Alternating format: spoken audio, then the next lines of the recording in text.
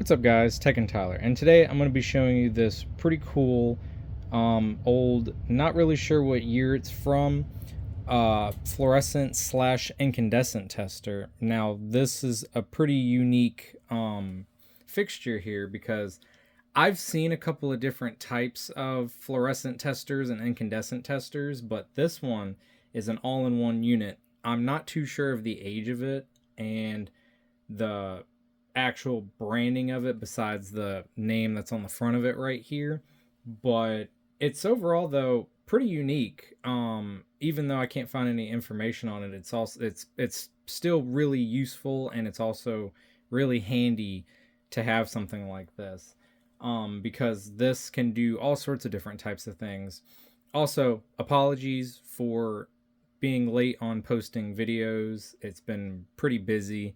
I started a new job, and so I've been dealing with that, and then also just trying to get some stuff done with the nice weather outside, because it's been kind of warmer and stuff lately. So I've been trying to get some outside stuff done, but also try to get some stuff inside taken care of too.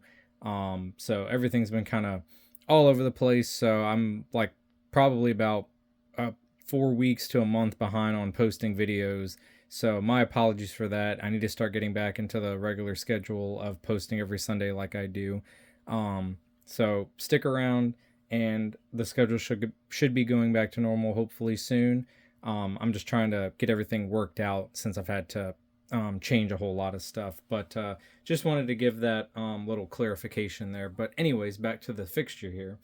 Now, like what I was saying, this can do all sorts of different types of different testing for bulbs and such, which is really cool. This can test anything up from a 14 to 40 watt fluorescent. It can also test circuit lines from 22 to 32 watt, and I think maybe it does 40 as well. I'm not too sure. I think it advertises on it showing it only does 22 to 32, but I think I've tested 40 watts on it. I can't remember. It's been a while.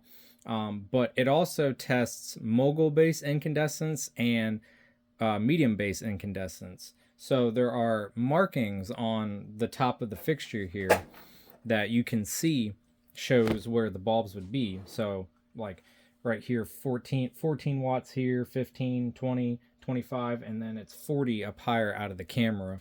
The space I'm working in is kind of tight because there's so much stuff I've been trying to clean. So I can't really get a good view of the whole thing at the moment because my workbench is kind of overtaken with stuff. So I'm kind of working with the best space that I got here, because this is also kind of my fluorescent testing area in a way. I have a whole bunch of, down below here on the shelf, a whole bunch of spare ballast and starters and sockets and all sorts of stuff like that, just chaotically put all over here. I'm trying to organize it and get areas to work on this stuff, but yeah, it's got the markings on here for the different wattages of the bulb, and then here and here are the two spots for the bases of the incandescent bulbs to go in. And then, as you can see, probably right, if I adjust the camera a little bit here, right here, it has the connector for the circuit line bulbs as well. And you have two different sockets for starters right there as well. One says FS2, the other one says FS25 to FS4. So one is for the circuit lines, and no, they kind of go hand to hand. One is for the circuit lines and the normal bulbs, and then one is also for the 4-foot bulbs, and then also the it kind of gets a little confusing how it works, but it's FS2, FS25, and FS4. So the one on the right here does the circuit lines and also the FS4 starters, and then this one is for the FS2 starters. So it's kind of a weird configuration for what it is. It's also kind of a weird way it's set up too, because there's a momentary switch, if the camera would focus, momentary switch over here behind this tombstone here, and then there's also a switch here that you change it for the certain starters that it works, and I'll show you all that here in a second. I'll have to take the camera off the tripod and kind of go over it a little bit more. But I haven't opened up because I had to do some repair work on it before, and it still works, and I'm still gonna show a couple of demonstrations, but I never officially put it back together. Plus, I need to fix the sockets for the incandescent part. They're kind of broken on the side, so I need to re-drill holes and kind of fasten it down a little bit better. But if I scoot it up here and I open it, which I'll have to get the camera over here to show it off a little bit more. If I open it up here, you can see all the crazy wiring they have going on over here. So let me take the camera off the tripod here, and excuse the mess in the workshop. I have a bunch of stuff I'm working on.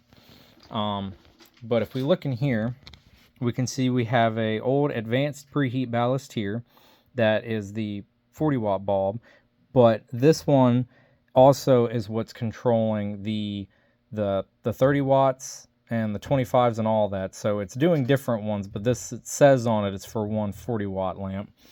Here's the socket for the incandescent portion. As you can see, it's broken here, and there's should be a piece over here that it would connect to, unless that's broken off as well. So I need to figure that out to kind of get it more stable in the fixture. And then here we have a ballast that shows 1 to 20 watt fluorescent bulbs, and this is made by PMC company. So this one takes care of all of like the 14 up all the way to 20 watt bulbs, and I think this also does possibly the circulons, but I'm not too sure. I think this one might, I think the 40 watt one might do the circulons. I'm not too sure. They have it, it's really wired up, kind of weird to make it work, but it does work. But as we can see over here, the two starter sockets right here, and then here's that weird switch assembly that I was talking about. So for, if you're using one socket, you have to flip it to one area, and then another one you have to flip it to another area, and then you have a momentary switch to retest everything for the fluorescent side of it. So a lot of weirdness going on in here for how it works, but I haven't done anything to it rewiring it wise, except for putting in a new push button switch right here, which it doesn't fit 100%, so I'm going to take it out for another one. But as you can see, it says all these different things on it, from the 25 to 30, 32 to 40 watt, and then it also shows the 14, 15 to 20 watts there as well. And then it shows on that one pressed down, and then it's kind of can't really see what it says there. It's not in the greatest condition, the sticker, but here's some of the documentations on it for right there.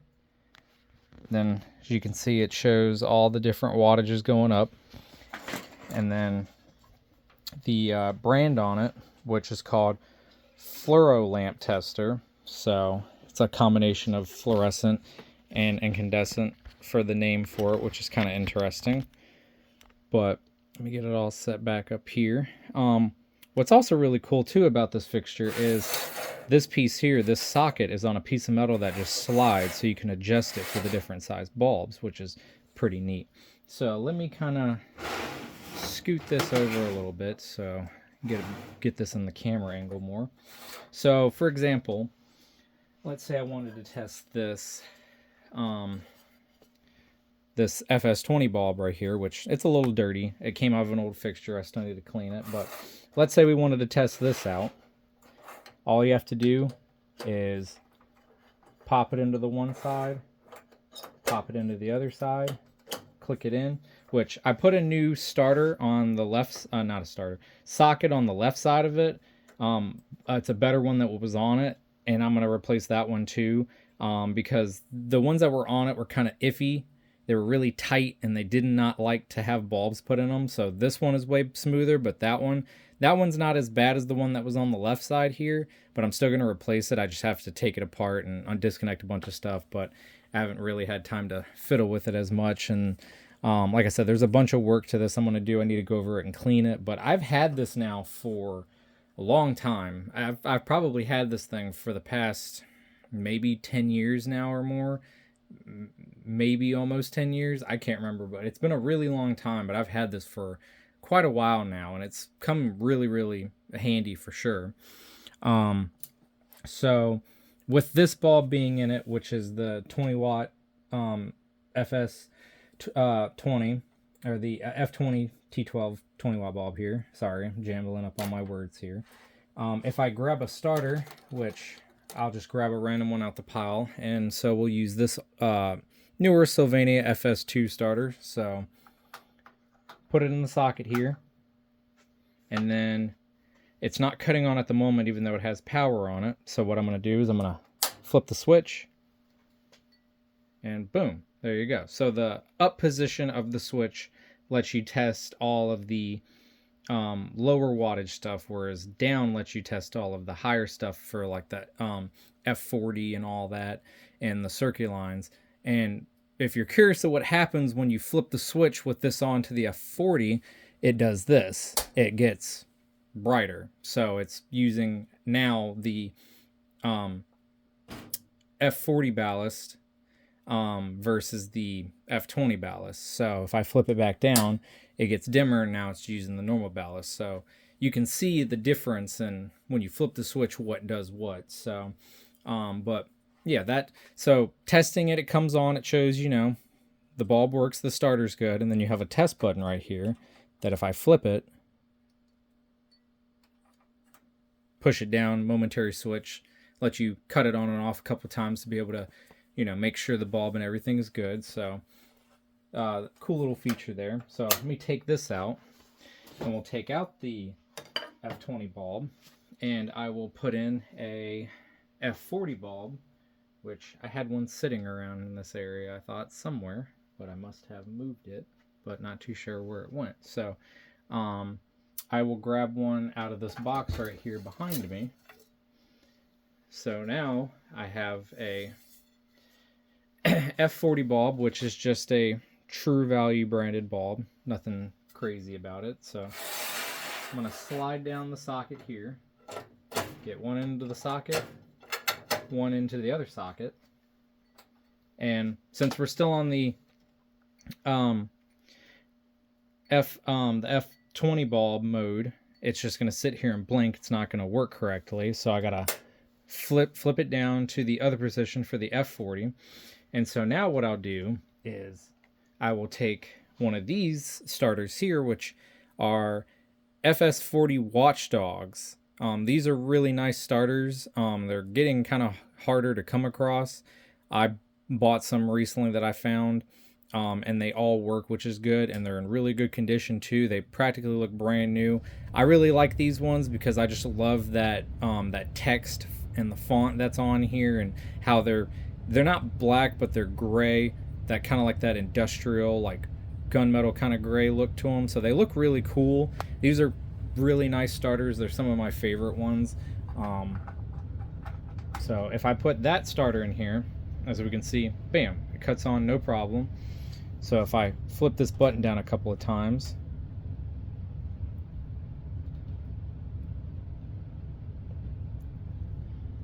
bad start right there, but boom, cuts on there. Flip it one more time, boom, cuts on, no problem at all. So that's how you're able to test those ones. Flip the switch, turns the different sockets. So now if I pop this bulb out here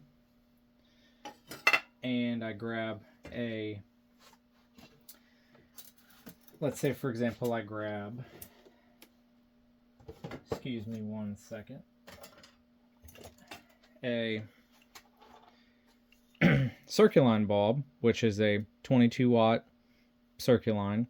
This is kind of a generic no-name brand one because it doesn't even have a logo of the brand on it. It just has this text on it. But with how it looks, it's either a Sylvania or a GE. I'm aiming more towards Sylvania because of the little plastic clip here for the connector is more kind of reminiscent of a Sylvania, whereas each company had like a different one. But either way, it's either a Sylvania or a GE, but I'm thinking from the text it's more GE.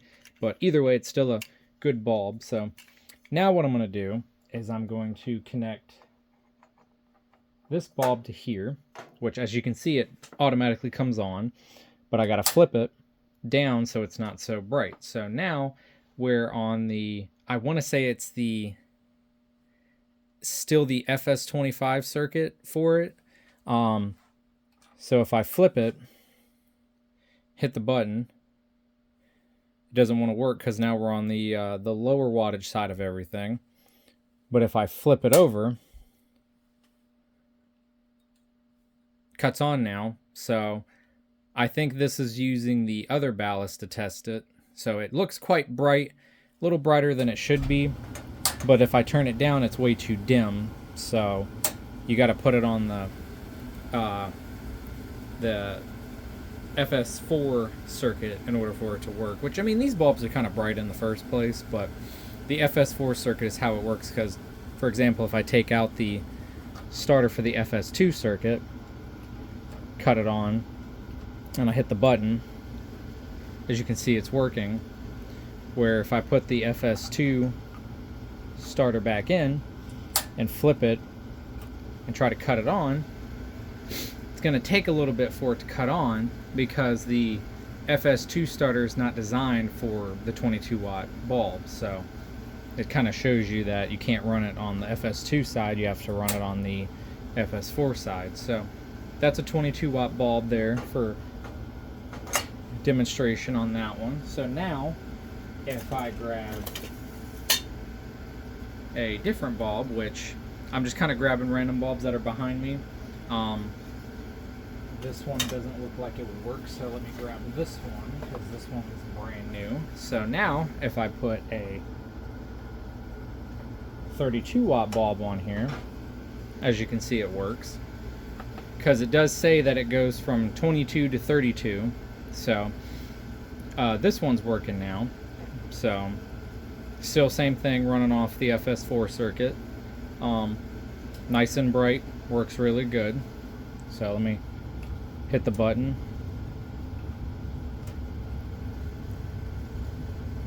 One more time. Bam, cuts on, no problem. Nice and bright, works well. So now what we'll do is we will test a 40 watt circular bulb.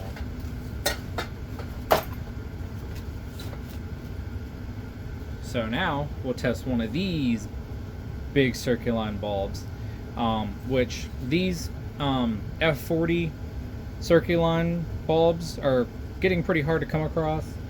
I have a couple of these brand new, which is nice. I don't really have any fixtures besides two, but they're rapid start fixtures. I would like to find one of these circular fixtures that's preheat that takes the F40 bulb, but I have two circular fixtures, which I'll make videos on eventually, that are rapid start, but they hold 3 circular bulbs. So they have the 22 watt circular, the 32 watt, and the 40 watt. So pretty unique fixture.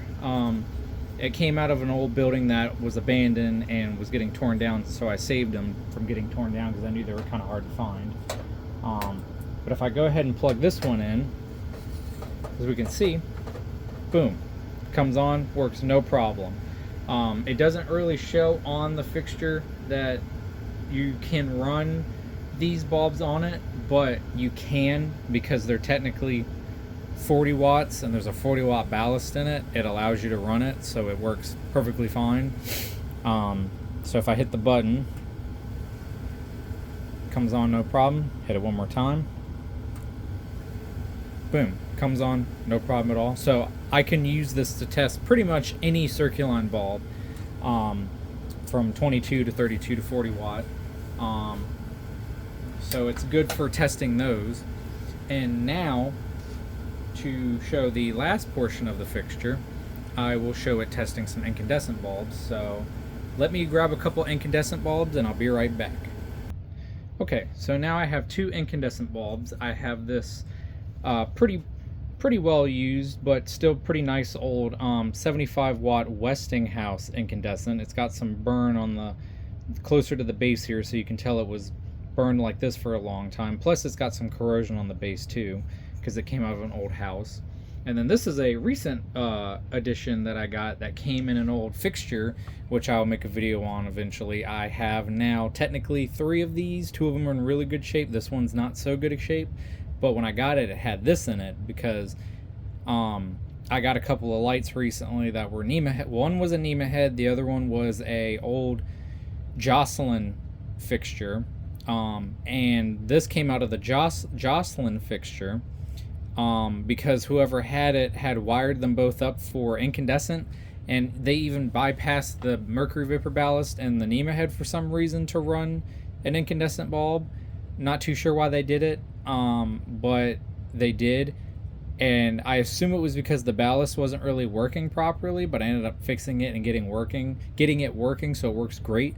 But I'm going to take the ballast out of that light and put it in a different light because the head of it isn't in the greatest shape. It's really corroded and it's got some craters in it from all the corrosion from it turning to powder. So I might throw away the head to that and put the ballast in another light, but I'm not too sure yet. I'm still thinking about it, but I'll make videos on those too. But anyway, so with this bulb, you put it in the small side here. Allows you to test medium base incandescent bulbs. And then if I take this big one here, which is a mogul base, I'm not too sure the wattage of this because the etch is gone and it's really dirty. I need to clean it, but I'm able to put this in the mogul base side and give it a twist, and bam, cuts on, no problem. It's a little corrody on the base, so that's why I kind of had a hard time cutting on there to get a connection, but works perfectly fine though. It's pretty bright for an old incandescent bulb, and they definitely get hot pretty quickly too. So now let me get this out before it turns into a heat lamp, because these things get super hot. But yeah, so you can test those on it as well. So it's a very versatile, very nice fixture. I'm happy I have one. I've seen different types of incandescent and fluorescent testers. This one, I like this one a lot because it has it all in one fixture versus having to have a separate incandescent tester and a separate fluorescent tester. But I have seen some other fluorescent testers online that I would like to get at some point, but they're hard to find, and every time I find them they sell really quickly, and they're also hard to find complete, and all the wires not dry rotted on them, which that's not a huge deal. If I got one, I could replace it no problem, the wiring in it, but it needs to have all the brackets and pieces and stuff to hold the bulbs in it properly. So it's nice to have this because it's all in one unit. There's no crazy accessories for it. It's just pretty much a typical single 4-foot fluorescent fixture, but they crammed in a whole bunch of stuff in it to make it work as a tester. So really cool, really unique fixture. Like I said, I've never seen one like this before, so when I saw it I had to get it because it's been very, very useful having this after all these years. So I use this thing all the time to test starters and bulbs. So I mean, I have tons of starters that I've tested and ran through this thing to make sure they work, and that lets me know if they're good or not. So really handy, really nice to have, very happy to have it. So I wanted to make a video and show this off because I figured this would be quite interesting to all of y'all to see a fixture like this. So yeah, stay tuned to other videos I'll be posting.